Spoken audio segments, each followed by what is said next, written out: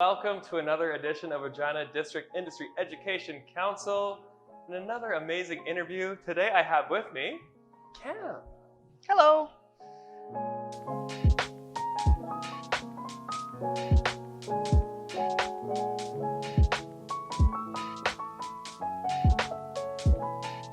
Kam, tell us a bit about yourself.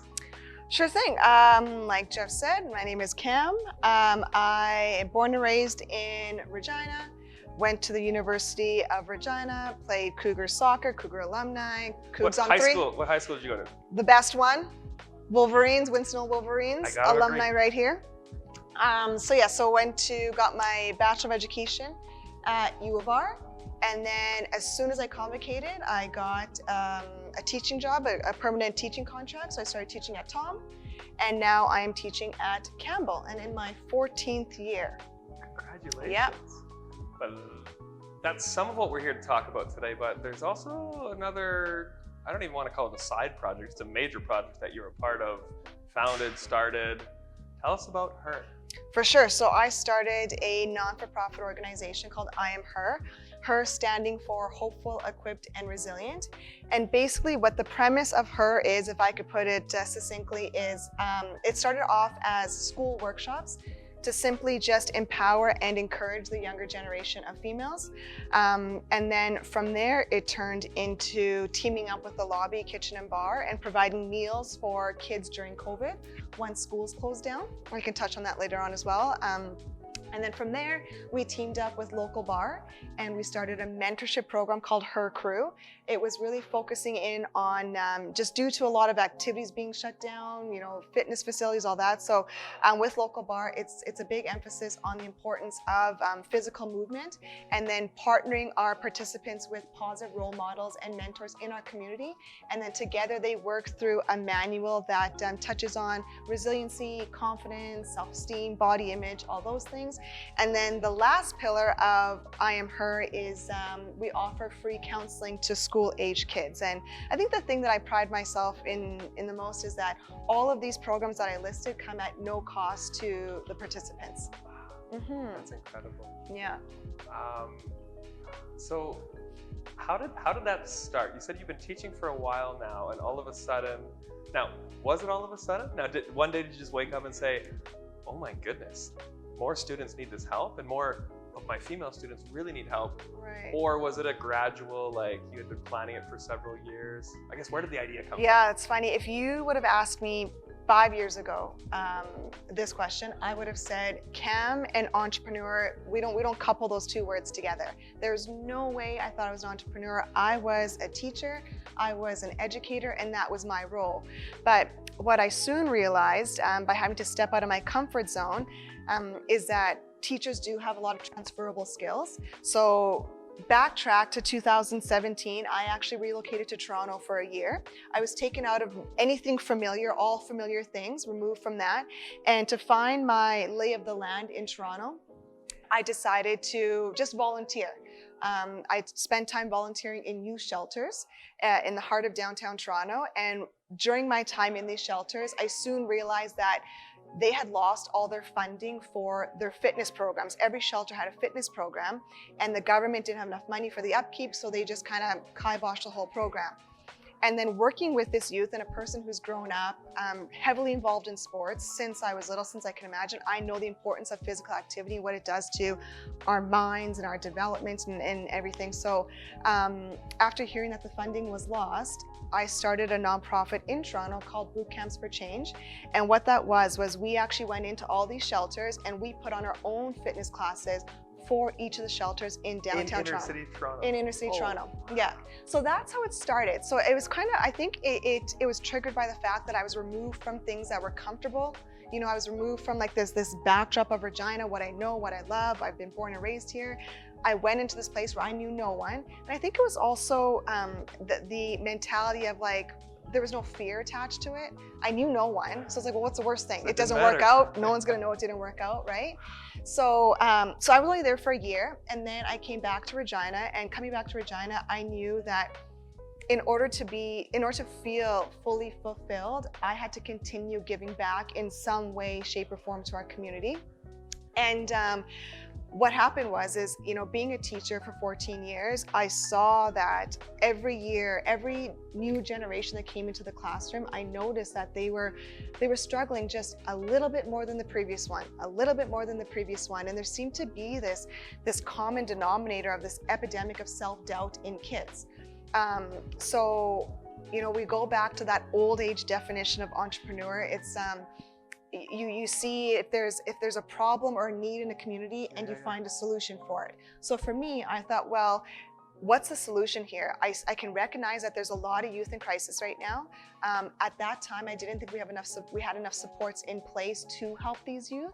So then I tapped into that entrepreneurial gene that I didn't know that I had, and kind of went with the creativity and came up with supports to put in place that I thought would help benefit our youth. So that was and that's what was the conception of the birth of H.E.R. So all these programs that I just listed kind of all started with that tiny little speck, that seed right there. What was going through your mind in Toronto, like the night before you launched, or the night you really realized, I assume it was at night, but that you had a moment of like, I have to do this. Would you call it a calling? Was it a voice? Was it, how do you explain that? Because otherwise, that's just a really heartfelt, like, you actually saw a need, and 99.9% of people would just have gone to bed and not cared. But you actually stayed up and said, excuse me, I need to change this. Yeah, I don't know. Maybe it's the family I've grown up in.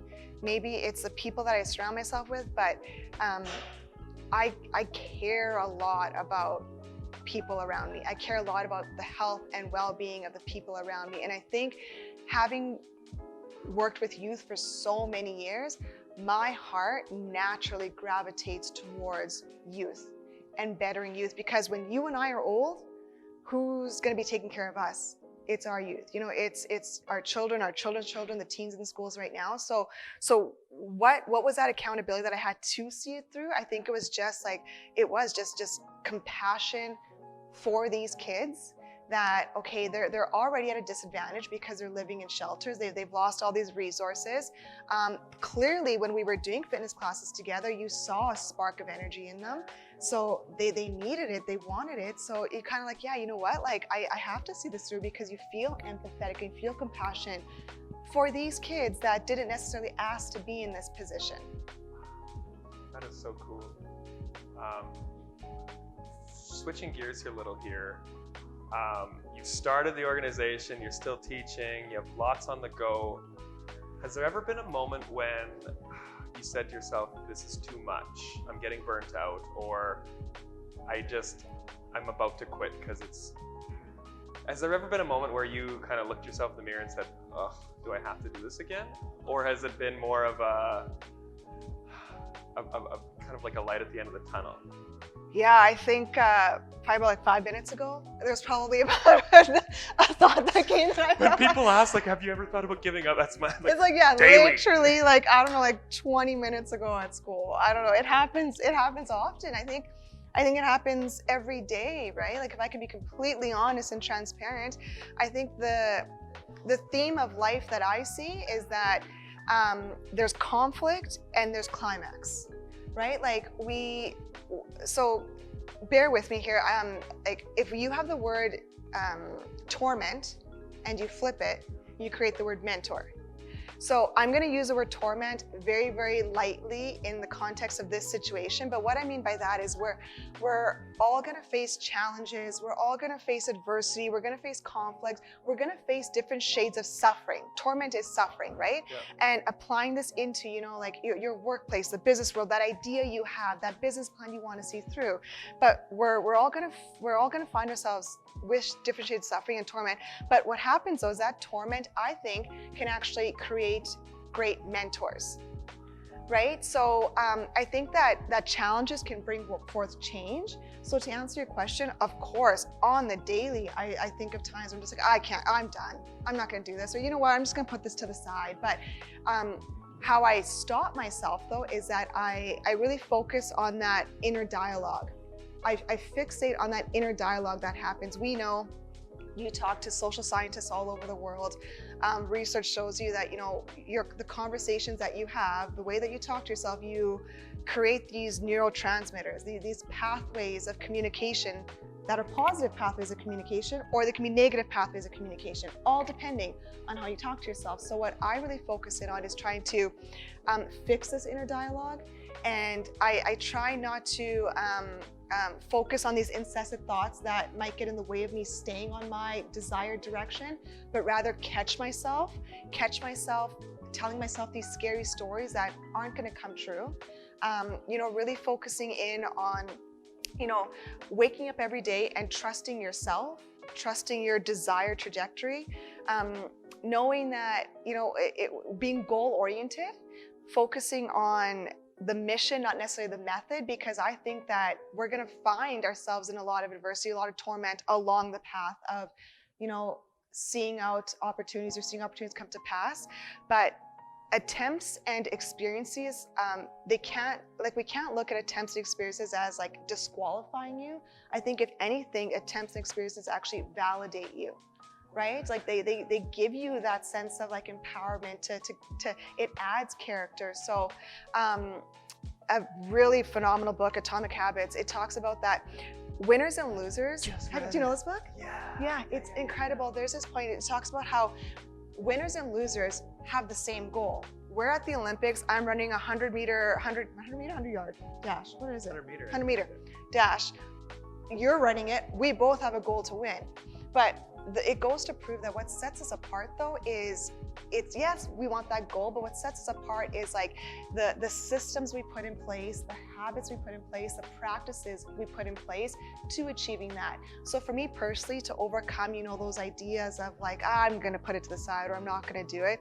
For me personally, it does come down to just really being disciplined about those conversations, about those scary stories I catch myself telling myself. Where did you, I'm fascinated, I love the idea of self-talk to get you out of those hard moments. Absolutely. Because you're not relying on anybody else. Do you remember where you learned that from? Is that from sports? Is that from a young age? Is that a family thing? I don't think that's normal. That's the thing. Like, I think a lot of people, when they're about to get normal? I'm just joking. You are not. Well, you're a Wolverine. But I think that downward spiral for a lot of people takes them into a really dark place. What you're saying is when you start down that spiral, you have another voice that's saying, you've been here before, you remember this, stop it, you're better than, it's almost like you're never gonna shut that voice up, but you can start up another voice that's gonna come back. Yeah, like I don't know, like I think it is from experience, like from past experiences of being involved in sports and competitive sports, like playing university soccer, like my friends and I reflect back on this and we think, man, the amount of pressure we put on ourselves, like to make a starting lineup, would I take any of it back? Absolutely not. The lessons I learned for sure, but like, I remember my friends and I would voluntarily go find a field and run the beep test voluntarily, just because, we wanted to make the starting lineup and things like that. But anyways, I think that came with discipline, right? So forming that discipline as an athlete, I think what happens is that naturally transfers into deliberately trying to train myself to think a way that's only going to benefit myself. You know what I mean? So it's like, even on the H.E.R Instagram page the other day, I wrote, think about what you're thinking about, because it's so true. Like, you mind your mind. You have to think about the things, because the story that you tell yourself is the life you're gonna live. So I think that we need to put far more importance on, that inner dialogue that we're having, because that could be the difference between live or die. Yeah, and I've heard recently I read somewhere that it's the inner voice in our head talks a lot more than our outer voice. Oh, absolutely. And so we're always talking to ourselves, and that is some of the best advice, I think. Especially to somebody who's starting something or at a young age and is a little confused, like start working on your inner dialogue. What are you telling yourself? What are you? Catch yourself. Catch yourself when you're driving and your mind goes off. Just kind of catch yourself. And what is it that you're telling yourself? What are you thinking about? Or when this torment does come, how are you facing it? What dialogue are you having to persevere through these challenges? Too cool. Next question, culture. How have you viewed culture within starting an organization, working within organizations, but What effect does culture have on growing an organization and the people within it? Sure, I think culture is the bedrock of an organization. Culture affects every aspect of an organization, of a business, right? Of a family, of a friend group. You think about that founding pillar, it's culture. So I think culture is extremely important.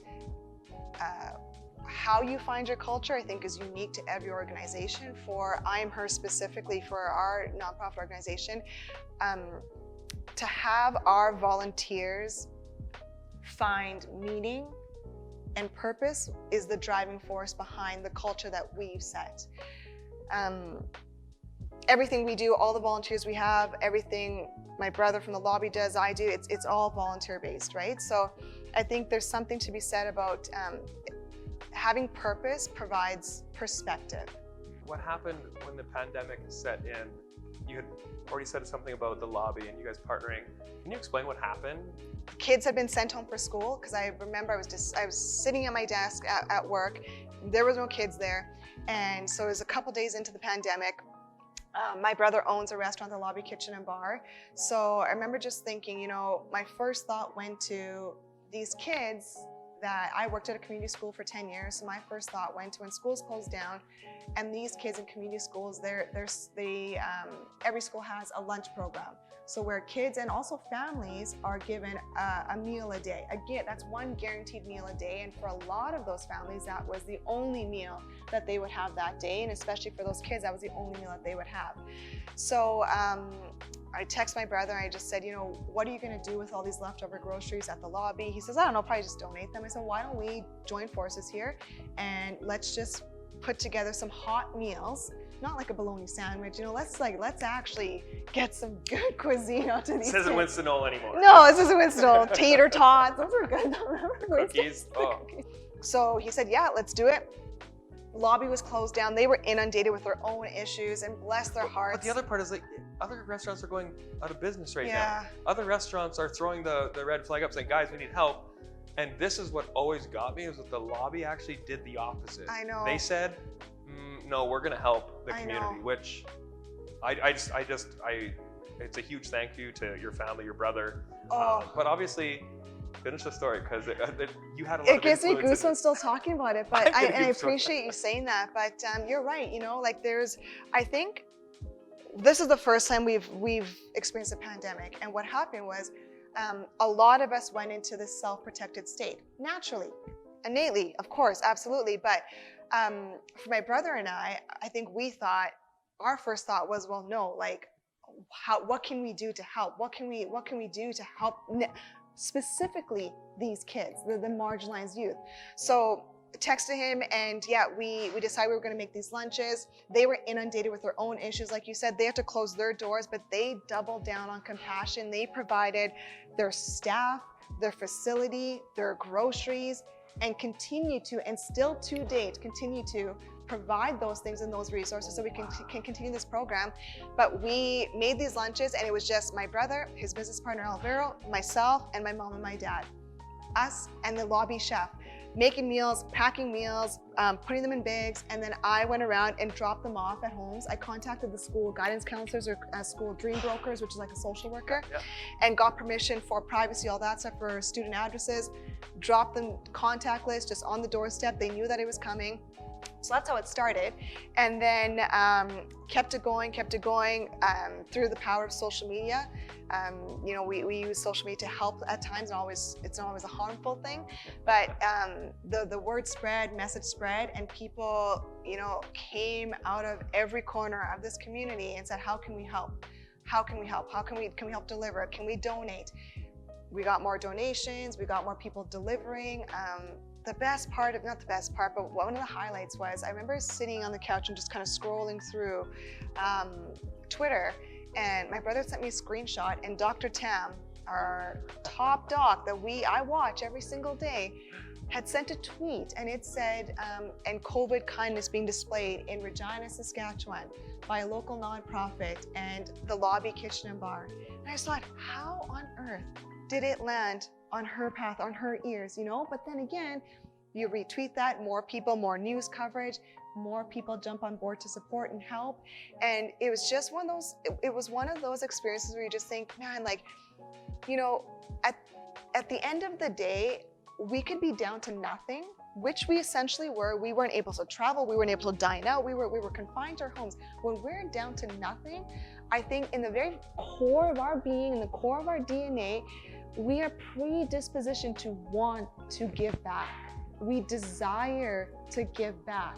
And I think that's something that we should really pride ourselves in as a community, and how we came together, how we still continue to come together and support each other. But it was just phenomenal I'll never forget 2020. You know, a lot of people talk about how horrific it was. Absolutely, a lot of unfortunate things. But I think that when we think about compassion and empathy, I think we learned a lot about compassion, empathy, and generosity in 2020. And even when I think about H.E.R and the culture, even the lobby, the culture that they build is trying to continue to give back. And the hope is that eventually and essentially we start to turn our attitude on generosity, and we start to look at generosity as like our privilege. Like, I want to, you know? Doubling down on generosity, or doubling down on compassion. Like that phrase in general, I have all these questions about networking, but I'm like, you seem like an amazing person at networking, but really, I just feel you have a really big empathy muscle. You really, the other part is you're a teacher. I'm a teacher. You're already doing all this other stuff that like, to me, when you're like, oh, we got to help the community, I'm like, you're already helping a community. Yeah. You're already helping enough. The idea that you're actually kind of branching out to help even more, I think is such an inspiration, especially to a young mind that's like, what should I do? Just go help. Just go help. I feel like that your guiding like idea is just help people. Just help. Don't ask why, just go help. Just go help. And it doesn't have to be, there's a big spectrum of help, right? You don't have to go and change millions of lives or donate millions of dollars. God, no. It's just like, you want to figure out how, you know, like we call it the helper's high, right? I refer back to science, but social scientists aren't liars. There's so much research that there's a reason that you feel good after helping. It's called the helper's high because your brain releases these chemicals that allow you to feel good. So, you know, if you feel down in the dumps, I challenge you to go do something good, and I guarantee you 9.9 times out of 10 you're gonna come out of it feeling better. But yeah, going to your comment, you know, what you ask yourself, you know, what can I do? Just help. What advice would you give yourself 10 years ago? Yeah, I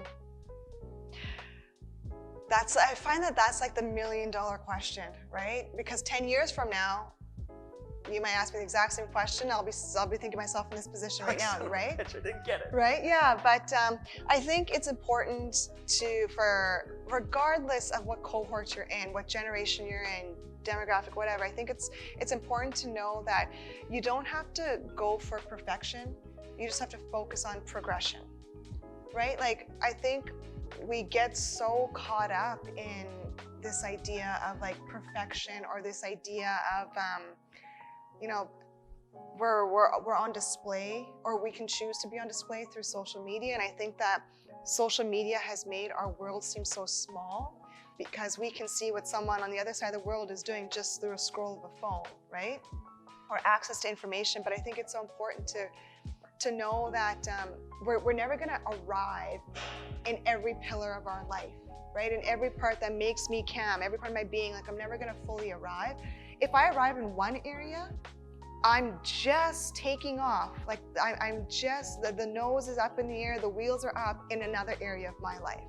So as long as I'm on this planet and I'm sucking in air, I will constantly and continually be growing and evolving and learning.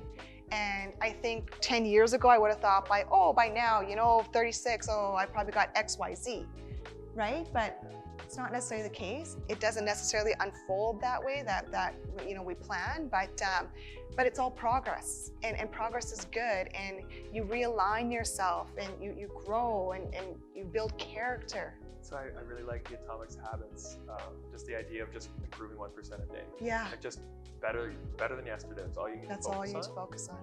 That was really helpful for my brain. Yeah. And even with that, you know, you think about, yeah, you focus on, you know, how can I get better? But if we were to look at, or even for you, if you were to even just envision or a person, an entrepreneur, a role model, a mentor that you admire more than anybody else, if you think of that, would you ever look at them and say, they're working too hard on themselves? Never.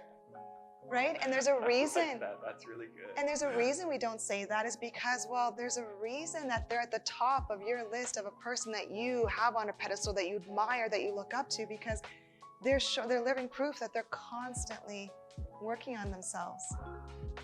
That's a cool analogy. I'm like, so who do you look up to? Me personally? Yeah.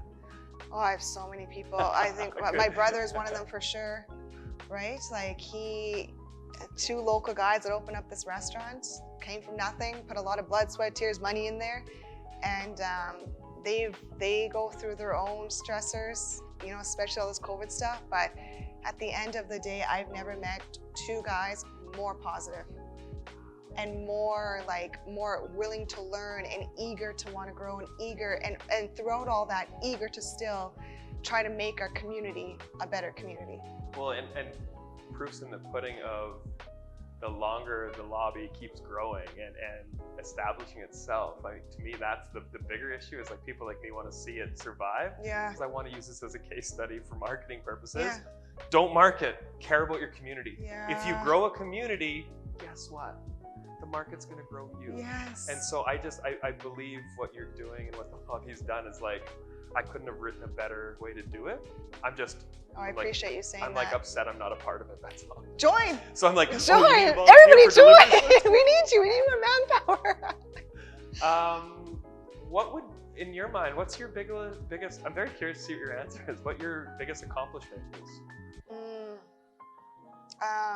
Oh geez. Well, I think if I was even just think about the 2020 calendar year, I think my biggest accomplishment just in this year, because it's at the forefront of my mind, is just the fact that, like I said earlier, everything closed down, everyone goes in a self-protected state, and naturally, absolutely, I understand that, but still, I found a way to, you know, get creative and still ensure that I'm helping to take care of our community. And with the conception of Reverse School Bus, where we dropped off lunches, and now how it's grown into the Grub Club, where we're still doing a lunch program, but now, now we're kind of challenging issues to the younger generations, to these elementary school kids, so that they learn the importance of kindness and giving back. And you know, if you know a teacher or a class that's shown kindness in their school, in their community, you nominate them, and we go and provide them, that whole class and that teacher, with a free lunch from the lobby. You know, so we're really proud of that. Really proud that these kids that we've met along the way, these lunches that we've dropped off, we still keep connections with them. Like, we still ensure that we check in on them. We provide them with other activities or other opportunities in the community. So they know you care. Yeah. So, I mean, I think I'm really proud of that. I feel like every week you're hitting a new milestone of like, oh my God, this is happening. But yeah, I don't know how you wouldn't be so excited about that. Yeah, but then also in the same breath, you know, a part of me kind of steps back and thinks like, okay, am I doing too much? You know, should I be focusing on, and this is where I'm so removed from like the business and the corporate world. Like, I've been a teacher, but like, I think like, should I just kind of do one thing and do it like 1,000,000% perfect? Well, no, nothing's gonna be perfect, but you know, like, just kind of focus in. So those are things that I kind of reflect on and struggle with, you know, from that business standpoint, but trial and error. Just a side question. Like, do you ever have like a day off? Like, oh, absolutely. I'm like, do you? Oh, absolutely. I don't feel like you're the type of person that's like, no. I'm just gonna lounge and Netflix today. Like, oh my God, I've run out of shows. I don't believe you. I've run out of shows. If you have any suggestions, let me know. I binge. Trust me. I have a lot of downtime. You can have downtime. But I think also being a teacher, I'm really good at multitasking. Like, time management, I would consider as one of my strengths. So, yeah. That's awesome. On the networking piece, last question, any advice you'd give to, say, a grade 11 or grade 12 person that's wanting to grow their network, wanting to meet more people, is basically just stepping their toe into the, the business world? What are some things or some advice that you'd give those people? So networking, typically you want to network with like-minded people, right? With people that you admire, with people that you see strengths in, that you kind of want to mirror. So I would say put a lot of value in integrity.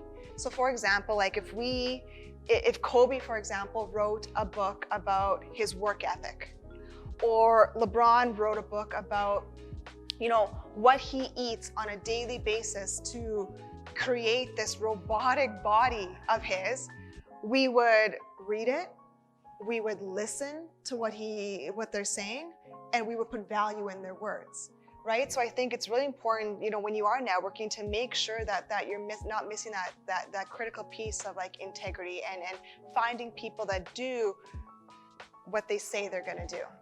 Does that make sense? Yeah, one of my mentors the only mentor I had in university said that integrity was the #1 trait that you'll ever figure out. And at the time, I don't think I really understood it, but it's the same thing. Do what you say what you do. Yeah. That's really good advice. Hard sometimes to, well, I guess no, it's not. Once you realize those people, it's easy to cut them out of the network. But I think finding people that really do what they preach is really big.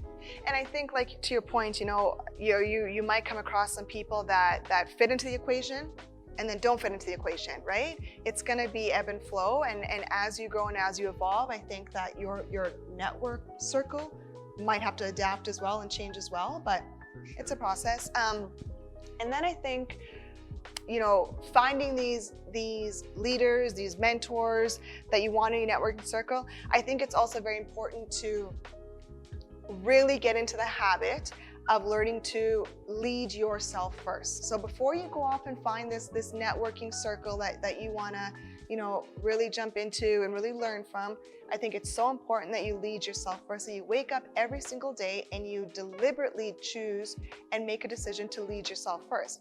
Because the better you can lead yourself, the better you can lead others.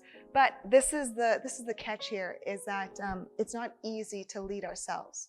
It's actually easier to lead others than it is ourselves. And I think that we're deceived into thinking leadership is about others. We're deceived into thinking that leadership is about projecting, do this, do that, go do this.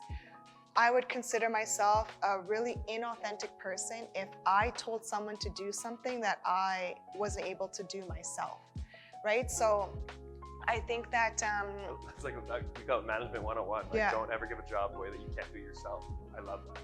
So, leading yourself first is so critical, and we often sometimes tend to skip over ourselves and mentor or try to lead others in areas that we're kind of lacking ourselves, right? So I think, yes, absolutely, it's so important and critical to have that networking and to go out and network, but I also think that you need to decide what kind of leader you want to be yourself so you can properly align yourself with the right people to network. And I don't think that there's no better time than the present. Well, heck, there's no better time than a pandemic, actually, to take a look at yourself and ask yourself genuinely, wholeheartedly, honestly, what areas do I need to work on to be a better leader? Because when we do come up for air, which we will, a pandemic won't last forever, which we will, wouldn't it be phenomenal if you came out a drastically different leader, right? And just letting that kind of marinate. That's challenging. I love that. Use this pandemic to better yourself. To better yourself, to ask yourself, what kind of leader do I want to continue to be? What kind of leader, what new skills do I want to put in my arsenal? Like, that's a really coming out of this pandemic, I think the world is going to look a little different, so we're going to have to adjust the way that we lead. For sure. I love it. Kam, if people want to find out more about I Am Her, where do they find it? Website, social media? Our website is www.iamher.ca. Our Instagram handle is iamher.ca. Cool. Yeah, reach out at any time. Always here to And we're still looking for volunteers for the lobby. If Yes. That's going to help out with. Yeah, with these lunch programs, still looking for that. We're always looking for volunteers for our mentorship program that we've teamed up with local bar and our school workshops once we're back in the schools. Cool. Wow. Thank you so much. Thank This was you. amazing. I appreciate this. Thank you so much.